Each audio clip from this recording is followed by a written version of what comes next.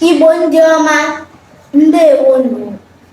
Gere n'akụkọ ụwa nke si na Fada Peter Sụwakwa Igbo abịara ụlọ. Anyị si nke onye chiri ya zere. Ndụ mmiri, ndụ azụ, mmiri ata ma azụ anụ.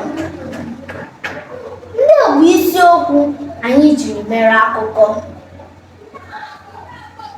Ọ bụzi ọnọdụ oke n'ọhịa, ngwere n'ụzọ na Anambra steeti. Otu nwanyị echefuola nwa ọhụrụ ya n'ụgbọala keke. Facebook, WhatsApp, Instagram na nnukwu ukwu TikTok ekewaala ọtụtụ ezinụlọ. Otu nwoke ebeela akwa arị dịka o jiri otu ogbe akwa ụra wee dula nwunye ya mmụọ n'ike. Ngwa dozie ntị n'ala gere akụkọ ndị a n'uju. Ọkọ akụkọ bụ m, obere nwaada Chioma Nwokocha. Ọ bụzi ọnọdụ oke n'ọhịa, ngwere n'ụzọ dịka gọvanọ steeti Anambra bụ ọkammụta Chukwuma Charles Soludo gwara ndị dibịa anya nzu niile nọ na steeti Anambra ka ha chọrọ ọrụ ọzọ bara uru. Gọvanọ kwuru na ya achọghị ndị ọkara mmadụ ọkara mmụọ na steeti Anambra, ka ha họrọ otu, ịbụ mmụọ maọbụ ịbụ mmadụ.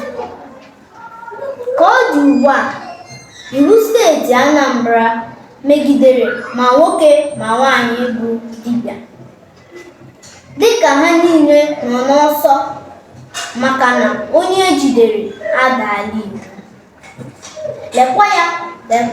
Lekwa nga mkpụrụ ọka.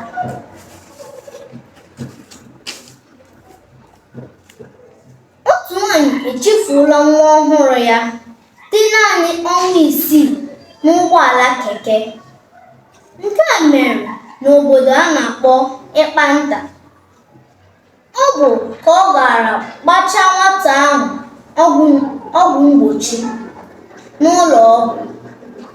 Ha banyere ụgbọala keke ebe o yibere nwa ahụ nọ n'ụra n'oche ụgbọala keke ahụ, were pịwazie ekwentị ya, pigide wee rue ebe ha ga-arụtu, kwụọ ụgwọ keke ma perekwa ekwentị ya lawazie. Ọ bụzi mgbe ọ laruru ka Naịjirịa dere ya ka Ghana. Anyị wee na-ajụ sị, nwaanyị dị otu a, kedu ihe a ga-eme ya? Facebook, WhatsApp, Instagram nakwa nne ha ukwu TikTok ekewaala ọtụtụ ezinụlọ ma nara ọtụtụ ndị mmadụ echiche ha. Abịazie n'ezinụlọ, ndị nne na nna bụ ekwentị nke ha na-apị akwụsị ebe ụmụaka ha bụkwa nke ha na-apị ebe. Nke emeela ka ọtụtụ ezinụlọ nọrọ n'ọnọdụ mmadụ na ibe ya enweghị ezigbo mkparịta ụka, sọọsọ onye na ekwentị nke ya. Nke a bụzi arụ gbara afọ, jọgburu udele na njọ ma sigbo nkapi n'isi. Otu nwoke ebeela akwa arị ma tie mkpu n'oke olu sị, "Chai, marakwara m eze ka ewu," dịka o jirila otu ogbe akwa ụra wee dula nwunye ya mmụọ n'ike. Onye akaebe hụrụ mgbe ihe a mere gwara onye nta akụkọ anyị na nwunye nwoke ahụ nọrọ n'ihu mmadụ niile kparịa di ya, sị ya na o mere eze ka ewu.